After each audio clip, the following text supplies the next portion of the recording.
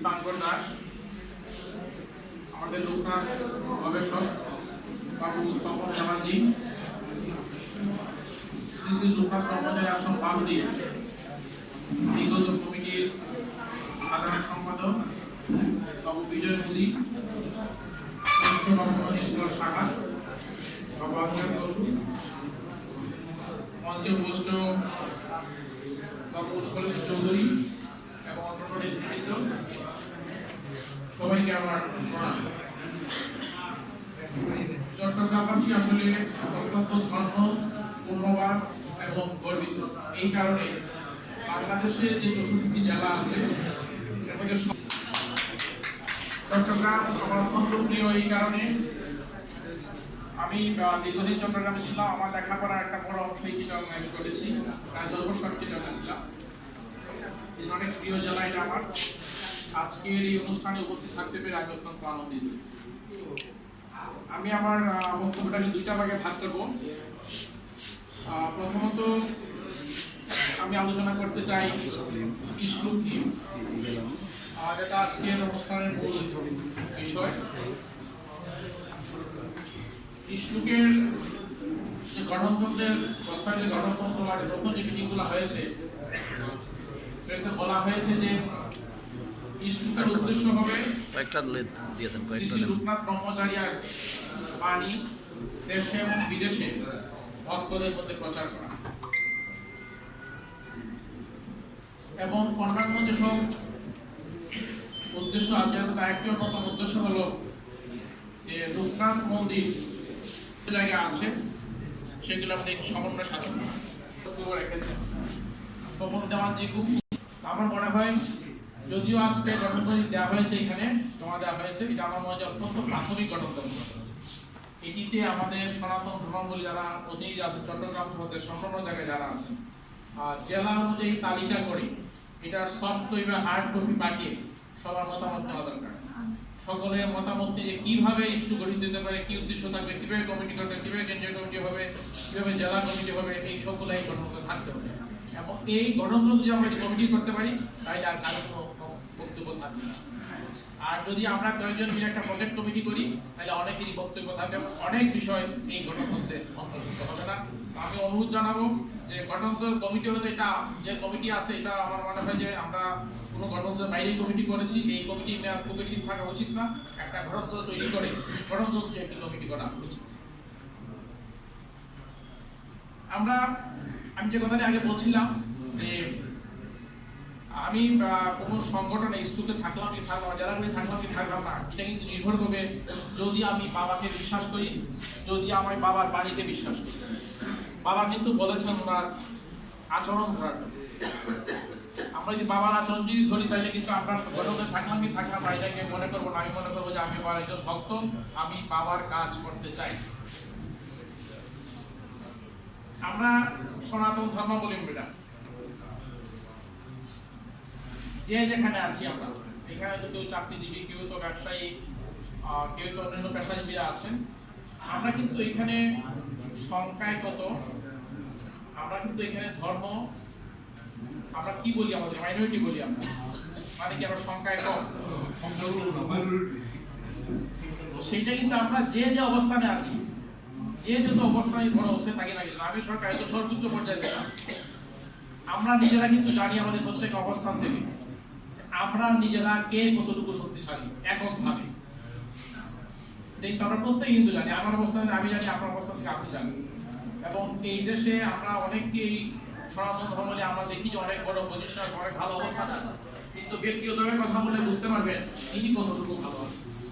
তো সেই হিসাবে এটা মনে করি আমাদের মধ্যে ঐক্যটা অত্যন্ত প্রয়োজন, অত্যন্ত প্রয়োজন আমাদের মধ্যে ঐক্য থাকা।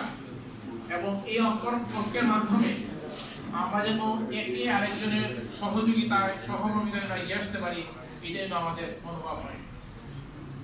সজল দত্ত উনি অনেকগুলা কথা বলে গেছেন সংগঠন সম্পর্কে। আমরা যে সংগঠন করি, একজন যে একজন মুখ না দেখি, একজন যে একজনের অনুষ্ঠান দিয়ে নিমন্ত্রণ না করি, তাহলে তো কোনো সংগঠনেরই আপনার এমন কোনো উদ্দেশ্য নাই যেটা মানবতা বিরোধী। যদি কোনো সংগঠনের যদি উদ্দেশ্য না থাকে যে মানবতা বিরোধী না, তাহলে কেন একজন আরেকজনের মুখ দেখবে না, একটা সংগঠন করলে একজন আরেকজনের নিমন্ত্রণ করবে না, এটা বলতে পারে না। তাহলে কি হবো আমরা যদি এবার যদি আমরা বিভক্তি হই, তাহলে আমাদের শক্তি আরো কম দিবে, অন্যরা এই সুযোগটা নেবে, এইটা আমাদের মনে রাখতে হবে। আমরা সবচেয়ে যারা আমরা এখানে সংগঠনে যারা থাকতে চাই বা নেতৃত্ব দিতে চাই, আমাদের মনে রাখতে হবে যে আমরা ত্যাগটা আগে আমাদের মনে রাখতে হবে। আমি ত্যাগ আর নেতৃত্ব ত্যাগ করবো, আমি সভাপতি হইতে চাইবো না, আমি বেশি সভাপতি থাকতে চাইবো না। যদি 5 জন লোক যদি বলে যে আপনি সভাপতি থাকার প্রয়োজন নয়, আপনি ভালো কাজ করছেন না, আমার চলে যাওয়া উচিত, এইটা আমাদের মনে রাখতে হবে। এবং সংগঠনের প্রত্যেকটা সদস্য যে কাজ থাকবে সেটা থাকবে অত্যন্ত স্বচ্ছ, সেটা আর্থিক হোক, সাংগঠনিক হোক, নেতৃত্বের হোক। যদি স্বচ্ছতা থাকে আমার কাজের মধ্যে, তাহলে কিন্তু আমি অসংখ্য লোকের সামনে দাঁড়িয়ে সবসময় কথা বলতে পারবো।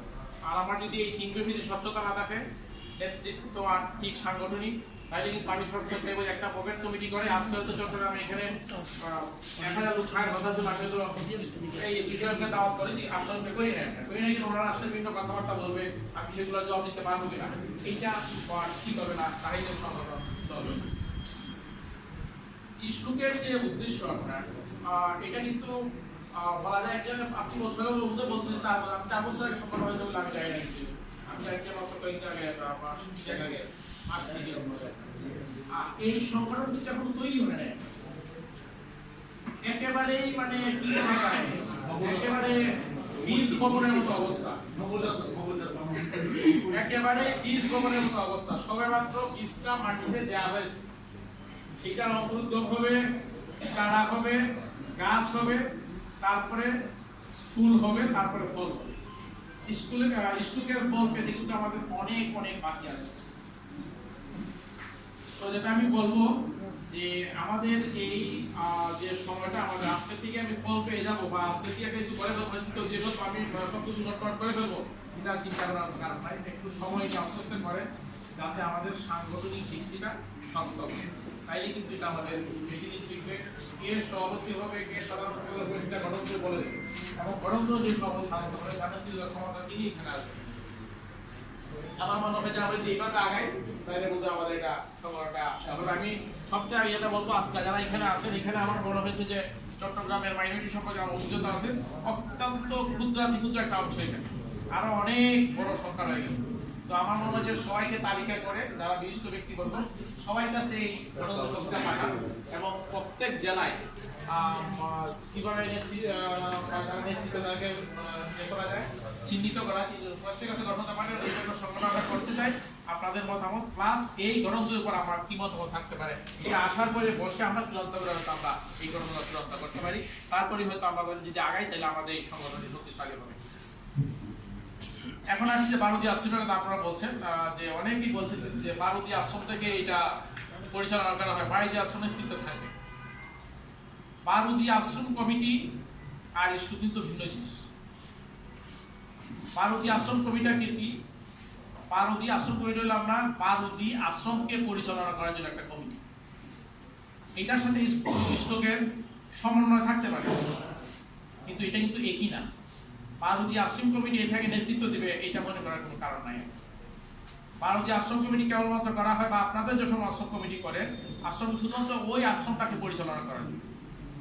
যেটা বলছেন যে বিভিন্ন লোকনাথ মন্দিরের রেজিস্ট্রেশন হয়তো আপনার বারুদিকে দেওয়া যেতে পারে, এটা আরো এখনো বারুদি আশ্রম, আমি যেটা বলবো আপনার সকল ক্ষেত্রে আমাদের অবকাঠামো বলেন, আতিথেয়তা বলেন, এবং এই ধরনের গবেষণামূলক কাজের ক্ষেত্রে আমরা বারুদি আশ্রম সেইভাবে এখনো সক্ষম হইনি। আমরা যদি সক্ষম হইতে পারবো সেইভাবে, তখনই আমরা আপনাদেরকে আহ্বান জানাতে পারবো যে আসুন আমরা একসঙ্গে কাজ করি। আশ্রমে আপনার এইসব ক্ষেত্রে অনেক উন্নয়নের প্রয়োজন, সেই উন্নয়নগুলো হওয়ার পরেই কেবলমাত্র পাবো যে আশ্রম আগে আসতে পারবে। এখন যদি আমি বলি আজকে মনে এখানে আপনার 200-300 লোক আছে, আমি যদি আজকে 300 জন দিতে বললাম যে আসার পর এখানে চট্টগ্রাম শহরে আপনাদের অনেক জায়গা আছে থাকার, হোটেল আছে, বাড়িঘর আছে। আমার বারুদি আশ্রম যেখানে থাকার তো জায়গা নেই, আমি 300 লোকের জায়গায় নিমন্ত্রণ করি, আমি থাকার জায়গা দিতে পারবো না। এখানে অবস্থা আমরা আছি, তবে এটা আমরা আশা করি যে খুব কম সময়ে দ্বারা একটা ব্যাপক চিন্তা আমরা যদি করতে পারি, তখনই বারুদি আশ্রমের সেই সক্ষমতা হবে যে আপনাদের সবাইকে ডেকে নিয়ে বা স্কুলকে নেতৃত্ব দেওয়ার মতো, অথবা অন্যান্য মন্দিরকে নেতৃত্ব দেওয়ার মতো। একটা বিষয় আমি এখনো স্পষ্ট হই নাই, জেলা কমিটি যে প্রস্তাবটা করা হয়েছে সেটা কি মানে কেবলমাত্র শ্রী শ্রী লোকনাথ ব্রহ্মচারী আশ্রমের প্রতিনিধিদের সমন্বয় কমিটি করা হবে, নাকি আমাদের সনাতন ধর্ম ধরে এই কমিটিটা করা হবে? এটা একটু স্পষ্ট হওয়া দরকার। আমাদের যে জেলা কমিটিটা হবে সেই কমিটিতে কেবলমাত্র বিভিন্ন লোকনাথ মন্দিরের আশ্রমে যারা প্রতিনিধি তাদের সমন্বয় অন্নবদ্ধ থাকবে। সেইটা মধ্যে আমার একটা বিতর্কের বিষয়, তার আলোচনা করা দরকার, মতামত নেওয়া দরকার। কারণ ইতিমধ্যে আপনারা জানেন যে আমাদের বিভিন্ন সংগঠন আছে জেলা থেকে, এবং এই সংগঠনের মধ্যে অনেক বিতর্ক আছে, আপনার অনেক বিভক্তি আছে, এগুলো আপনারা জানেন, এগুলো আলোচনার কোনো প্রয়োজন নাই। তার জন্য মনে করি এটিও স্পষ্ট হওয়া দরকার যে কিভাবে হবে আমাদের ইস্টুকের জেলা কমিটি, এটা একটু পরিষ্কার হওয়া দরকার। আর বাদুদি আশ্রমে যেটা আপনারা জানেন যে এটা বাবার মথাম, বাবা দীর্ঘদিন এখানে ছিলেন, এখানে ওনার তিরোধান হয়েছে। এইটার যে মাহাত্ম, এটা পৃথিবীর বহু জায়গায় সেই মাহাত্ম। এবং বাবা যদি বলি আমরা যে 26 বছর আর কোথাও থাকেন নাই, কেবলমাত্র বারোদিতে উনি ছিলেন। ওইখানে ওনার অনেক স্মৃতি, অনেক কিছু এখানে আছে আপনার। আর তখন অবশ্য বলছেন যে অনেক গবেষণা বিষয় আছে। আসলে গবেষণা করা যাবে, ব্যক্তিকে নিয়ে গবেষণা করা যায়, মহাপুরুষকে নিয়ে গবেষণা করা কঠিন। মহাপুরুষ কি বলে গিয়েছিলেন, কার কাছে বলছিলেন, কিভাবে বলছিলেন, এটা কিন্তু বের করা খুব কঠিন। তো বিশ্বাস হলো বড় জিনিস, আমি বিশ্বাস করি। গবেষণা করে আমরা প্রতিরোধ করবো আমরা জানি না, কিন্তু আমার যদি বিশ্বাস থাকে যে শ্রী শ্রী লোকনাথ ব্রহ্মচারী এই ধরনের যে মহাপুরুষ ছিলেন, উনি এই করেছিলেন, ওনার বাণীকে আমি বিশ্বাস করি। এই বাণী আমরা প্রচার পাই, কিন্তু আমার যেটা একদম আমি ভক্ত হইতে পারি। আমি কিন্তু যেটা বলি যে আমরা সবসময় বলি যে ভারতে যারা আসে সবাই বাবার ভক্তরা আসে, শিষ্যরা কেউ আসে না। বাবা কিন্তু কোনো কেমন এখন আমরা যেমন দেখি যে বিভিন্ন আমাদের মহাপুরুষরা বিভিন্ন শিষ্য বানান, বাবা কিন্তু কোনো শিষ্য রেখে যায় নাই, কোনো বাণীও রেখে যায় নাই যে বাণীর মাধ্যমে কাউকে শিষ্য করা যাবে। বাবার বাণীগুলোই একটা অনেক বড় বিষয়। তো আমরা সেগুলোই না গবেষণা করতে পারি, সেগুলোকে আমরা বাণীগুলোকে প্রচার করতে পারি। এগুলা আর কতগুলো বিষয় আপনারা বলছেন যে মন্ত্র, আমি ঠিক জানি না, বারোদিতে হয়তো আমরা সকালে এক ধরনের মন্ত্র বলি, দুপুরে একটা বলি, এবং যখন ব্রাহ্মণ পূজা করেন তখন এক ধরনের মন্ত্র বলেন, এবং সন্ধ্যায় আমরা আরতি করি। এটা অন্যান্য মন্দিরে কি করা হয় ঠিক জানি না।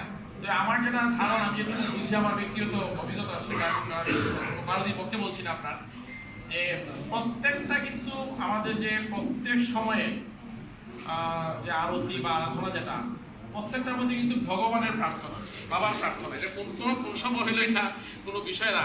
আসলে আমি যদি বিশ্বাস করি আরাধনা করাটা হইলো বড় জিনিস। আর একটা হলো যে বারোদি নির্দেশেই সকল মন্দির আমার নির্দেশ মানবে, এটাও এই মুহূর্তে আমাদের বিশ্বাস করার কোনো প্রয়োজন নাই। আমরা যদি বারোদিতে বাংলাদেশের সকল মন্দিরকে নিয়ে যে একটা সম্মেলন করতে পারি, সেইখানে যদি আপনাদের মতামত যদি আসে যে কিভাবে আপনারা চান বারোদি আশ্রম থেকে কিভাবে সমন্বয় করতে চান, তাহলে কিন্তু আমরা এটা করতে। আমরা চাই না যে আমি একটা দিয়ে দিলাম যে আপনারা সবাই আমার এই কথা মানেন, আপনারা সবাই 9টার সময় কার্যভোগ করেন, 4টার সময় রাজভোগ করেন, আর ওই সময় আলোচনা করেন, ওই সময় করেন, আপনি নাও বলতে পারেন। তো আমরা সেটা চাই না, আমরা কোনো কিছু চাওয়াই দিতে চাই না। আমরা যেটা মনে করি যে আপনাদের তৃণমূল পর্যায়ে যেসব বাবা মন্দিরগুলো আছে, প্রত্যেকটা মন্দিরের প্রতিনিধির সমন্বয়ে যদি একটা সম্মেলন আমরা করতে পারি, আপনারা যে মতামত দিবেন সেই মতামতের ভিত্তিতে আমরা চাইবো যে বাংলাদেশের কিভাবে, এটা আমাদের কাছে চাপিয়ে দেওয়ার কোনো কিছু নাই। একটি প্রশ্ন আছে যে একটা বের করা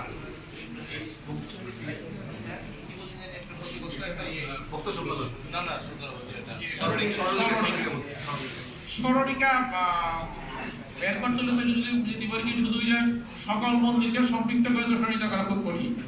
ইস্টুক একটা বাইর করতে পারে, বারোদি মন্দির বাইর করতে পারে, চট্টগ্রাম মন্দির একটা বাইর করতে পারে, বারোদি মন্দির হয়তো একটা বাইর করতে পারে।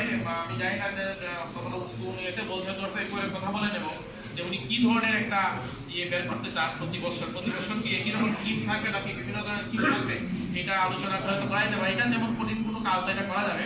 কিন্তু আমি যেটা মনে করি যে সকল মন্দির, শ্রী শ্রী লোকনাথ ব্রহ্মচারীর যে সকল মন্দির, সেই সকলের মন্দিরের সমন্বয় বিষয়টি সম্পর্কে তৃণমূল থেকে যে মতামত আসবে সেই মতামতের ভিত্তিতে বারোদি মন্দির সমন্বয় করবে, এবং সেটা আমরা করতে চাই। আমি মনে করি এটা ভালো হবে আর যদি আমরা এইভাবে করতে চাই। আর যেহেতু ইস্টুক যদি প্রতিষ্ঠা লাভ করে, ইস্টুকের মাধ্যমে হয়তো আমরা দেশে এবং বিদেশে, আমাদের বিদেশে অসংখ্য মন্দির আছে আপনার লোকনাথ ব্রহ্মচারী। আমি নিউ ইয়র্কে দেখেছি, আমি আমেরিকা বিভিন্ন জায়গায় দেখেছি, লন্ডনে দেখেছি আমি, আপনার বিভিন্ন জায়গায় লোকনাথ ব্রহ্মচারী মন্দির আছে, ওদের সাথে আমরা সমন্বয় করতে পারি। আমরা চেষ্টা করেছিলাম যে আমরা যে সময়ে বাবার যে সময়ে তিরুদয়ের যে সময়টা, ওই সময় আমরা একটা অঞ্জলি প্রদান করি বারোদি মন্দিরে। এইটা অন্তত আমরা ইউটিউবে দিয়ে এটা চালু করতে পারি কিনা, যে কোনো জায়গা থেকে ইউটিউবে এই অঞ্জলি প্রদানে অংশগ্রহণ করতে পারি, এটা আমরা চেষ্টা করতেছি। আর যদি সম্ভব হয় তখন যদি করতে হবে। আমরা চাচ্ছি সেটা যেহেতু আমরা 11:40 আমরা অঞ্জলিটা প্রদান করি, যে সেই সময়ে অঞ্জলিটা যদি আপনারা যদি মোবাইলে দেখেন, মানে সরাসরি বারোদি মন্দিরে, তো আপনিও তো অঞ্জলিতে অংশগ্রহণ করতে পারতেছেন যে কোনো জায়গা থেকে। সেটা আমরা চেষ্টা করছি, এটা করা যায় কিনা। এইটা করলে কিন্তু আমাদের যে বিভিন্ন সময় যে প্রশ্ন, সেগুলো কিন্তু অনেকগুলো কিন্তু সমাধান হয়ে যাবে। মানে আমি সমাধান এইভাবে সমাধান হবে যে যারা চায় বারোদি মন্দিরকে অনুসরণ করতে, তাদের অনুসরণের সুযোগ থাকবে। আর তখন যেটা বলছেন যে আমরা যে স্মরণিকা বের করতে পারি, সেই স্মরণিকার মধ্যেও আপনার অনেক মানে আমাদের বারোদি মন্দির কিভাবে পরিচালিত হয় বা এখন কি অবস্থা, সবগুলো বিষয় থাকবে, সেটা যদি সব জায়গায় যায় সেটাও তো অনুসরণ করতে পারে। আসলে মন্দির, আমি মনে করি চট্টগ্রামের একটা মন্দির, আমি লোকনাথ মন্দির মন্দির প্রতিষ্ঠা করেছি। আমি চাইবো যে আমার মতো এই মন্দিরটা পরিচালনা করতে চাই, যেহেতু আমি তৈরি করেছি, আমার ভক্তরা যেভাবে আমি চাইছি। আর একটা মন্দির কিভাবে বললো যে আমি নাও করতে পারি। আমি যেটা মনে করি আমাদের যেটাকে আমরা প্রার্থনা বলি, আরাধনা বলি, সব কিছু একই ধরনের, একই জিনিসগুলো। কেউই আমরা ভগবানের কাছে বা বাবার কাছে এমন কিছু বলি না যে আমার অমঙ্গল হবে বা প্রতিটা মানুষের অমঙ্গল হবে, এমন কিছু বলবো না। অবশ্যই প্রত্যেকটা আরাধনা একই রকম, যে কোনো মন্দির তাদের ইচ্ছা মতো করতে পারে। কেউ যদি চায় যে আমি বারোদি অনুসরণ করবো, সেটা হলো তারা আরাধনা করতে পারে। আমি এক বক্তব্য দীর্ঘায়িত করতে চাই না, আমি শুধু এইটুকু বলবো, শ্লোক এখনো যেটা বলছি আমি সবাইটা বীজ বপন করা হয়েছে। এইটাকে আমরা যদি সবাই মিলে যদি এগিয়ে নিয়ে যেতে পারি, আমরা যদি সবাই মিলে এক নিতে পারি, যে ঐক্যের সৃষ্টি করতে পারি, তাহলে কিন্তু আমরা আমাদের শক্তি কিন্তু অনেক বাড়িয়েছি। আমাদের এখনো জেলা পর্যায়ে অনেকগুলো সংগঠন আছে, হিন্দু ধর্মের কল্যাণ ট্রাস্টেরও 2টা সংগঠন আছে, বাট কোনোটাই তেমন শক্তিশালী না। এবং আমাদের সনাতন ধর্মাবলম্বীদের কল্যাণে তারা কতটুকু কাজ করতে পারে, সেটা অনেক প্রশ্ন আছে এটা নিয়ে। তো আমার মনে হয় যদি আমরা